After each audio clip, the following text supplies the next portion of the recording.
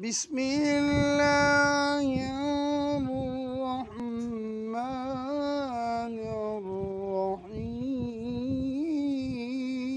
الرحيم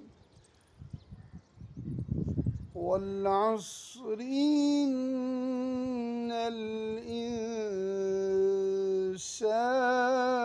الإنسان لفي خسر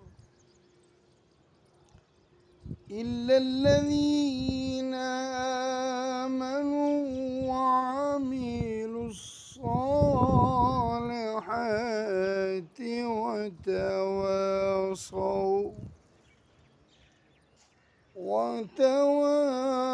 وتواصوا بالحق